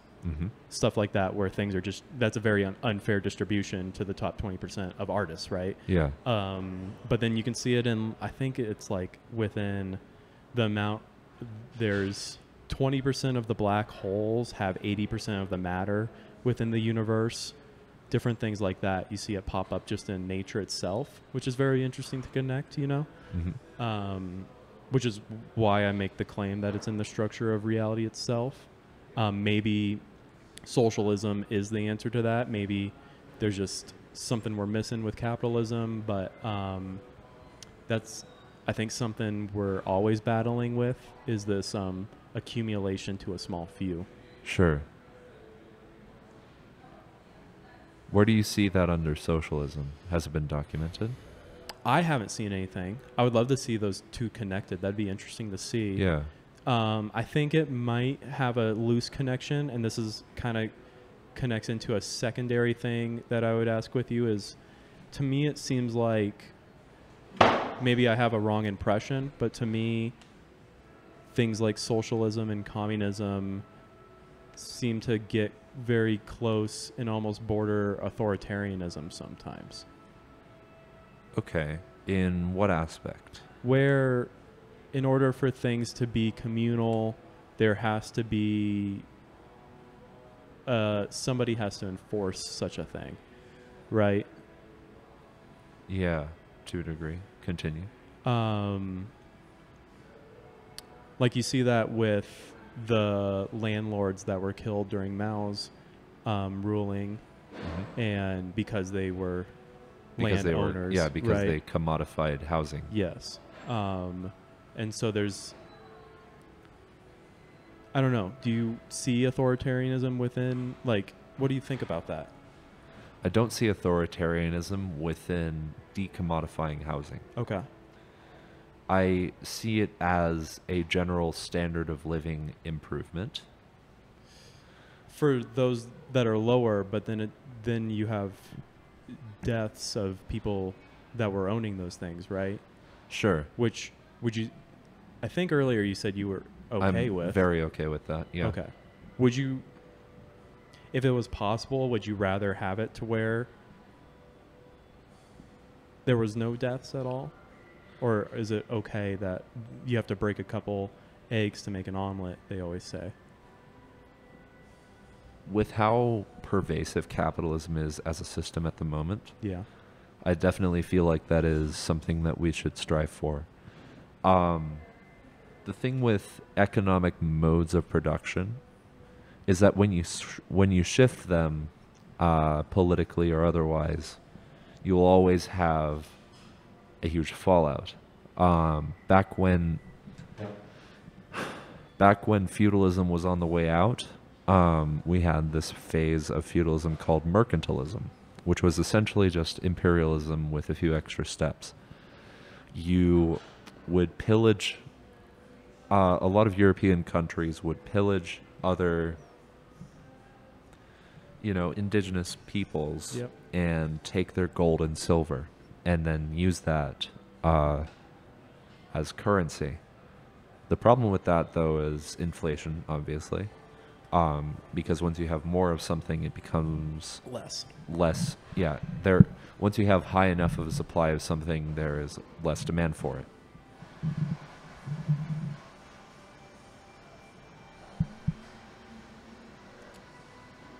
Anyways, back to the authoritarian piece, right? We're still on that to a degree? Okay.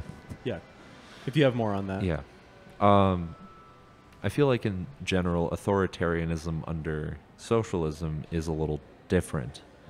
It's generally less extreme because of the decentralized nature of socialism. It's hard to... and the goals that socialism has of general human harmony across whatever sort of material conditions we may have. I feel like it's very hard to say that socialism is authoritarian. Granted, there were authoritarian, quote unquote, authoritarian examples of socialism being tried in experimentation forms. But the reason that they had to do that was because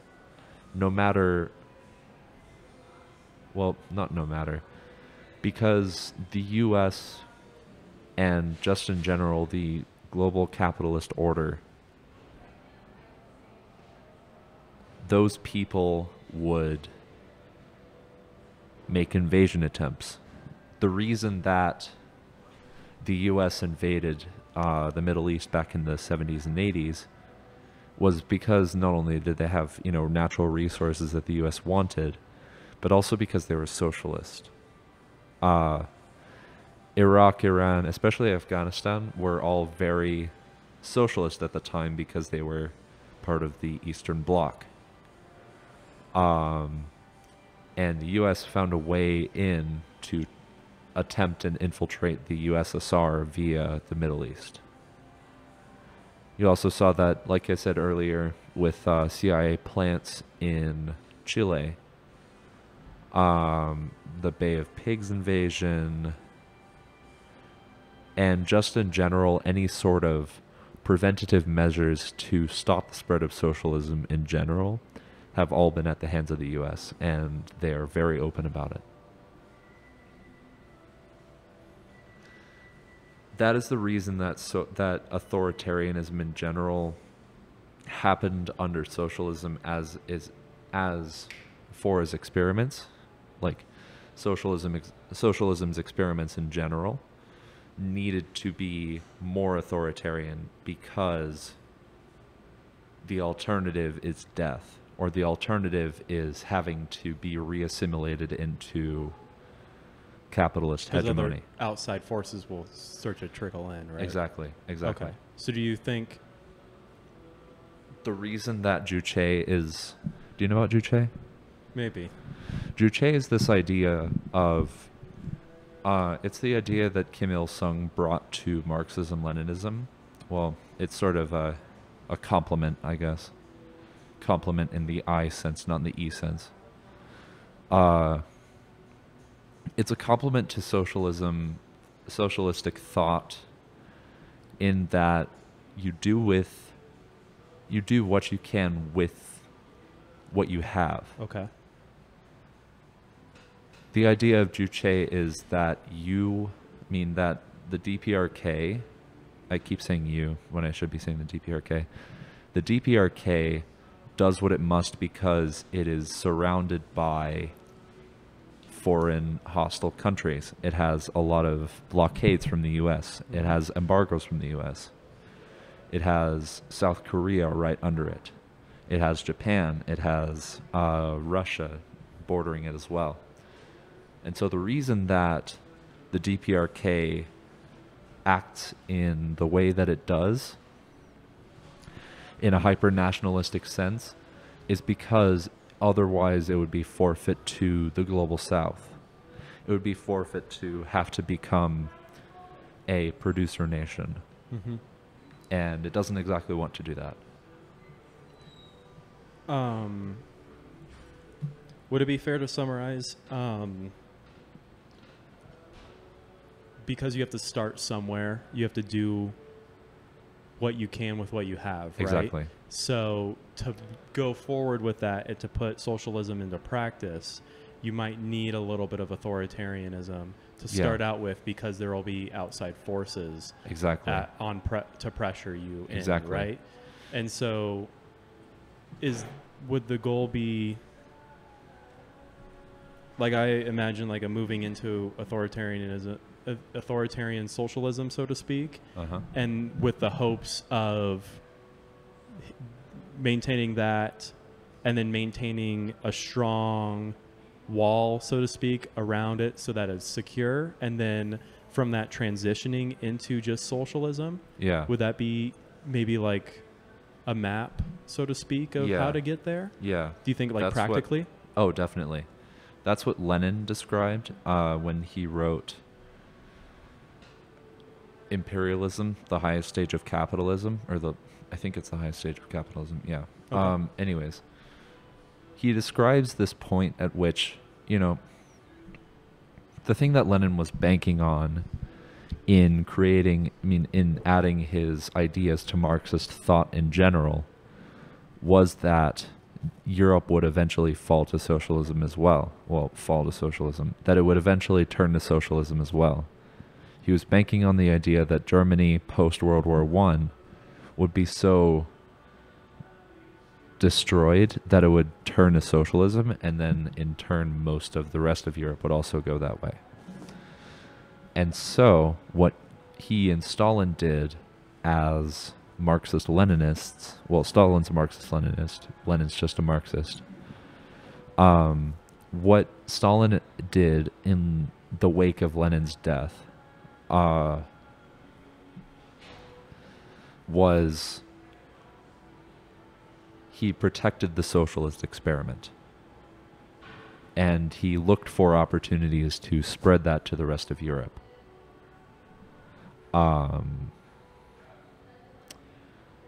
Yeah, not much more to be said there. Okay.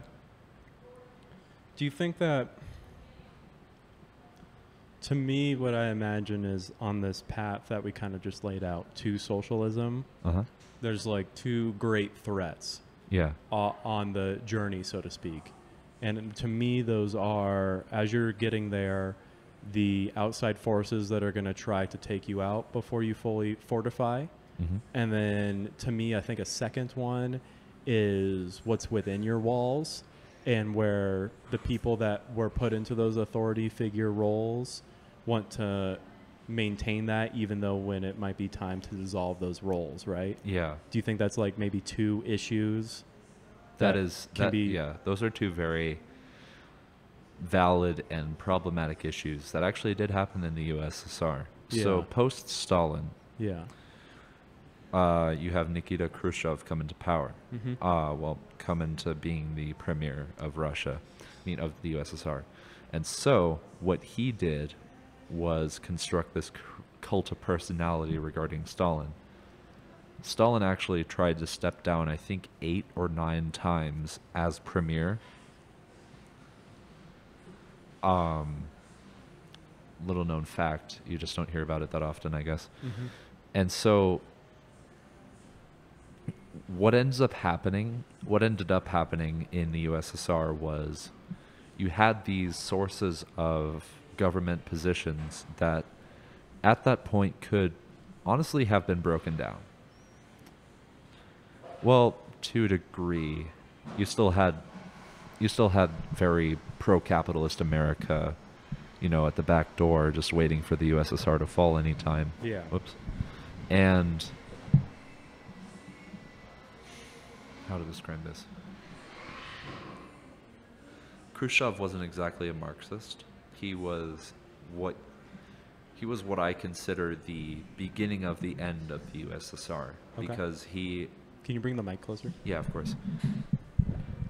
He was the beginning of the end of the USSR in that he paved the way for a lot of other capitalist sympathetic premiers to come along, and eventually that ended with Gorbachev and his dissolution. Yeah. Yeah. So it seems like there's a race against time, a race against outside. There's a race against time, the outside and the inside. And inside influence. Exactly. Yeah. And those are like 3 pretty big issues that are all kind of they're very hard to manage. rooting against you, right? As trying to put this into play. Yeah. So, because obviously there's really bad sides to authoritarianism. There's bad sides to everything, right? Yeah. So, what do you think about that? Like once these things are put into practicality, into reality, it seems like before even because like you said, you keep using the word tests, right, with these things. Like they're not really true, so to speak, that we've seen play out in reality within the world, because before it's fully actualized and you get to see it's running at top speed, so to speak, as a full socialist society would hypothetically look like. It's either taken out from the inside, from the outside, by time itself, or a combination of all 3, right? Yeah. Is usually what we've seen in history. Are you wondering how that would play out in a no hindrance sort of way? I guess I'm just like... Or what that transition would look like from authoritarian socialism to less authoritarian socialism, more decentralized socialism in general? Not necessarily. I think I'm just outlining this, or summarizing what we've kind of gone over the last bit. I think like the element of time is really interesting, to where the longer you have those authority figures in place, the more likely I would say that they would want to maintain power, right? And so it's a tricky issue of, you need these things for the time being, but you don't want them too long, but you do need them long enough to fully birth this issue in a sense, right? You need that protection while this idea is still pregnant, so to speak. So that it's like, maybe it's like, do you think it's such a tricky tightrope walk that it might be unrealistic? I don't think it's unrealistic. I think there needs to be a joint global effort, and I feel like that is coming along rather nicely now. To me, that sounds unrealistic. Why do you think that is working right now? More and more people are being radicalized by these single issues. I know I was to a degree.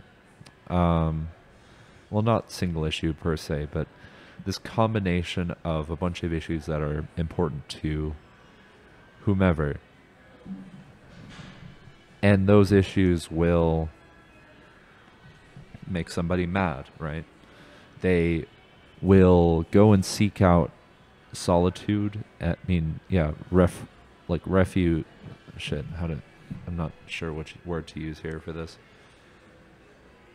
They will go to seek out why. They will go to seek out how they can better themselves, how they can better their society in general. And in doing so, they create solidarity. And that is something that you cannot mess with. Yeah. Back during the protests in 2020 after George Floyd was killed,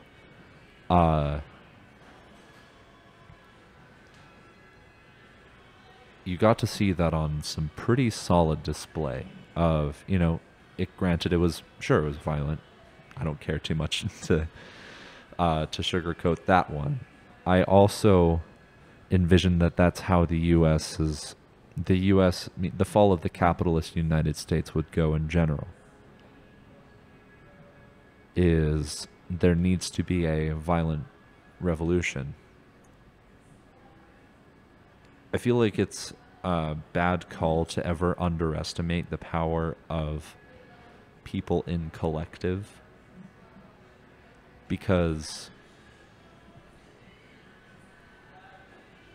now you have all of these producer nations which are in solidarity with each other.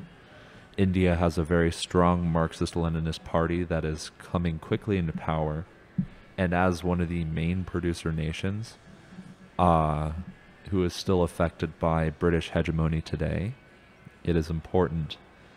They are extremely important and extremely valuable in what they can offer. And I feel like that can be said for the rest of the producer nations in general. Once that revolution stage comes around for them, the U.S. will feel cornered. The U.S. will be more accepting of a new socialist world order in which you have nations like the Chinese economic powerhouse and just in general the powerhouses that would be created from the global south liberating itself. I feel like in order to undo capitalism, we have to undo neoliberal capitalism first, and that's why I support a lot of global south revolution. And I feel like the global south will be the first to revolutionize, and then the imperialist core. So I don't feel like it's unrealistic to say that this is a lost cause. And that is because there are so many more people in the global south that care a lot more than here.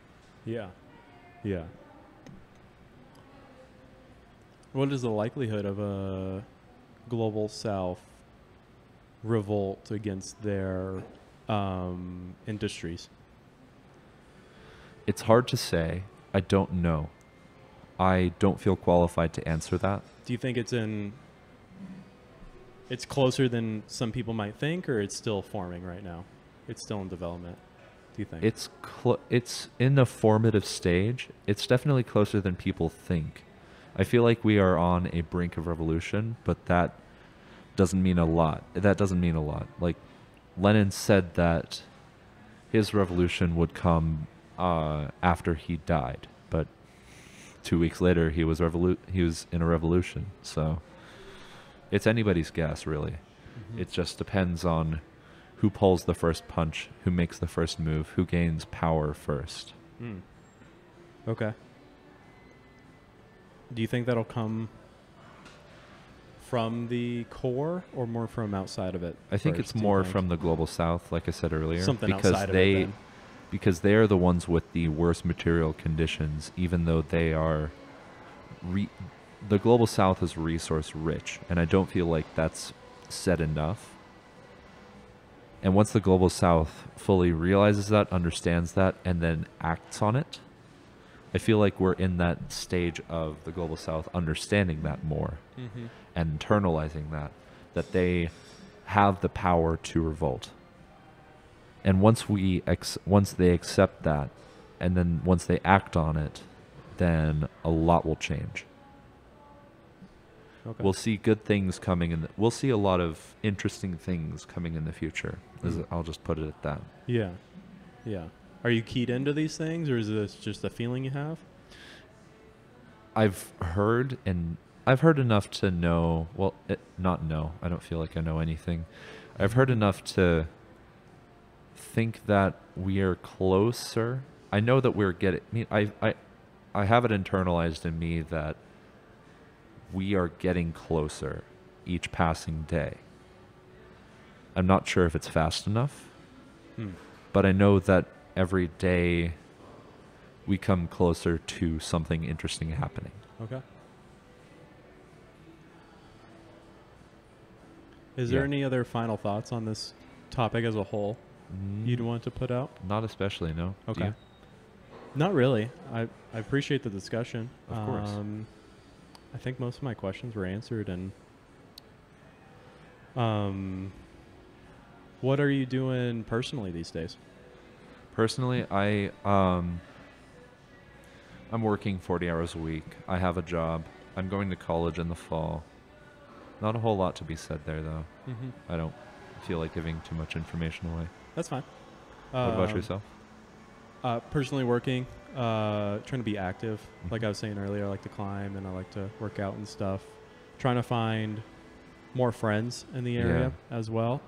And trying to grow this as well and just meet with a lot more people and have conversations personally. Yeah. It's a wonderful setup you've got, though. Thank you. Yeah, I tried not to skimp too hard on the gear, because I think it'll last for a while as well, right? So totally. I won't have to reinvest money back into it, so to speak. Oh, totally. Yeah. You were saying you're an audiophile, though, right? Is that the right? I hear audio, and I think, obviously, like the senses of audio, right, of hearing things. And then what is the file part to that word? File meaning in love with. Okay. It's hard to describe how I feel because, like, I don't romantically love audio. It's just something that is very interesting to me. Yeah. And I feel like that's the same way for a lot of audiophiles in general, is they all really care about their audio, and whichever way expresses that the best to them is the way that expresses it best for them. We were talking earlier. Do you think, I want to try to summarize it correctly. Do you think it's a form, this might be weird, but a form of love for you to when you are interacting with somebody through video and audio that you give the best and highest quality to them? Do you think it's something out of human respect? Okay. I do a lot of things for people out of respect, because I have this very internalized sense of it is good to respect other people, and that has interesting ways of manifesting for me, whether it's by having a really good setup and, making sure that people understand exactly what I'm saying. Or, helping where is needed, that kind of thing.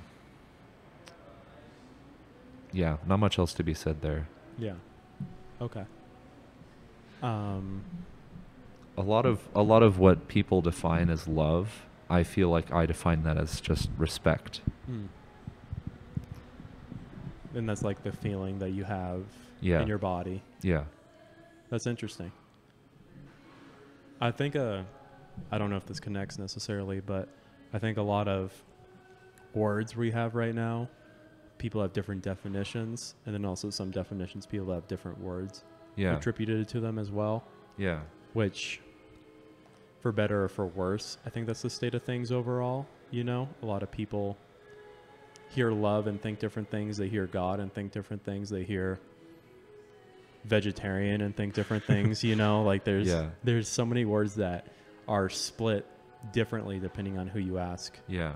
what they think of them right now. And maybe that's always been in human linguistics, but it's interesting. Yeah. That I've It's observed. at the end of the day, it's just personal definition and conviction. Yeah. Anyways. Well, I really enjoyed talking with you. Yeah, nice talking with you too. I would love to definitely have a conversation after you get back from China. Okay. I think that'd be interesting. I know that's down the road, but yeah, a couple of years out. yeah. But that to hear, like you're saying, your personal experience, actually going there and seeing it with your own eyes would be, I think, really interesting for you personally. But then also just hear some stories you have. Yeah. I appreciate you coming and talking with me. Of course. Thanks for making the time to do this. Yeah, yeah. I hope it was worthwhile. Is there anything that you would like to promote or get out there? Any socials, any causes, anything you're personally doing? Anything that you want to, I guess, advertise a bit right now? Not especially, no. No? Nothing No. you want people to maybe go to after this if they listen to this or something? Not especially. I'm a little more secluded. Okay. But I'm guessing your audience also isn't exactly all from here, all from Fort Collins, right? No, not No. necessarily. Yeah, a lot of what I do is decentralized, and part of that is regional, which means that anyone who could be interested in wanting to do things that I do would have to move here in order for me to help them out with that. Do you think that, though, there's similarities that you would be doing here that would be analogous to somebody in a different region? Yeah. I'd honestly say, in terms of quote-unquote promotion, is that if my message resonated with anybody, I feel like they should act on it. You shouldn't just internalize it and hope for the best. You need to be the change in the world that you want to see. Yeah. On this, there's not really much structure to it, but one thing we do at the end is every person has asked a question to the next person that's on. Okay. And so after I ask you this question, I'll ask you to ask a question to the next person that comes on, just as like a fun game of telephone almost. Yeah. That's an interesting, cool little thing. So think about what you want your question to be. It can be lighthearted or very serious. It can be just a question is all I require of you. Coming from the previous person that was on, his question is, if we had a society without money, what would it look like? And how would you be a participant? I can't think of any other answer besides a very, like what I've described so far. Yeah. A system where everything is decentralized. Well, most everything is decentralized. Besides maybe systems of measurement, that kind of thing. Things that are factual, things that are factual, things that are globally understood to, be true. Exactly. Like mathematics, like right? math, like math, like metric system, that kind of stuff. If things were globally socialized, would there be one language? There could be one language. Okay. There could also be regional dialects. Okay. It's really up to whoever. It's really up to the region. Yeah. If you feel like your language is a part of the region that you grow up in, then so be it. There will always be some way to interpret those languages.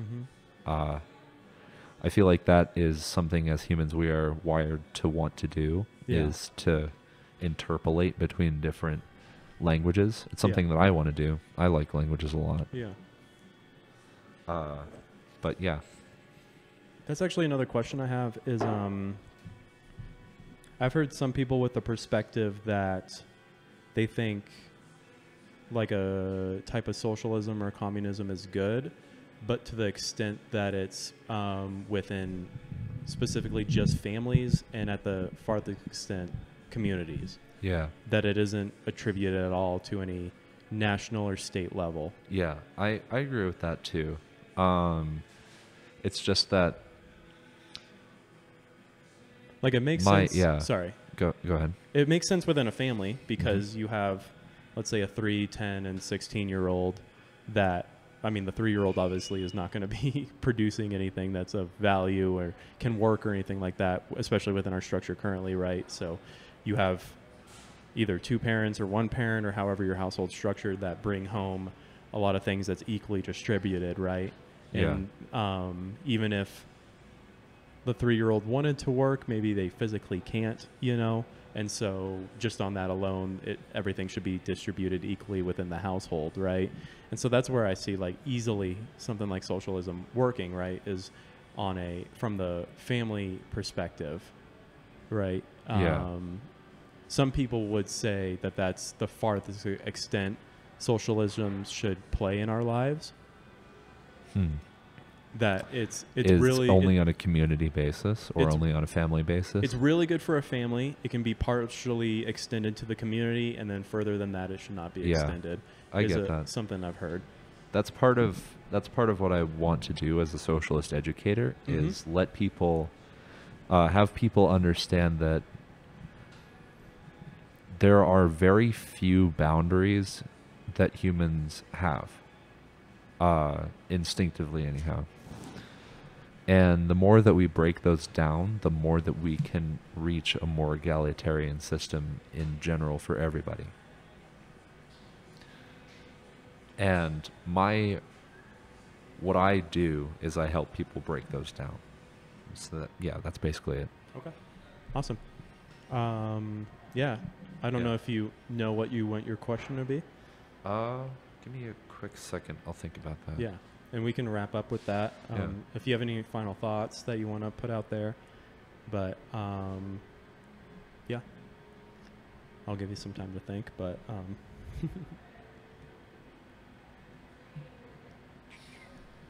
Ooh, I've got a good one. Okay. If your next... What do you call them? Co-host? Guest? Guest. There we go. Ask if your next guest knows about Project MK Ultra. Okay. It's interesting. It's a cool thing to know about. Okay. What is MK Ultra? MK Ultra is this. It was this scientific experiment done by, I think it was the FBI or CIA back in the 50s, where they had a bunch of people take acid and basically document how that works. And I can't remember all the implications of it, but the electric Kool-Aid acid test? Kind of, I think. You might be right on that. I'm not entirely sure. I'll look it up. But I know it has a lot of extrapolations in general. Yeah. Yeah. It's done by the CIA. Oh, and it's it's mainly about brainwashing and psychological torture that the CIA did while people were on acid. Isn't that more locally? So isn't that more like FBI's territory? Nope. Do I have my things mixed up? Maybe. Here, I can pull up the Wikipedia page on it again. Because isn't CIA foreign? The CIA... Sorry. Do I have that right? Maybe. Okay. So I got it mixed up. So CIA meaning the Central Intelligence Agency. Oh, okay. The way I see the CIA, it works as the Praetorian Guard in a way. Okay.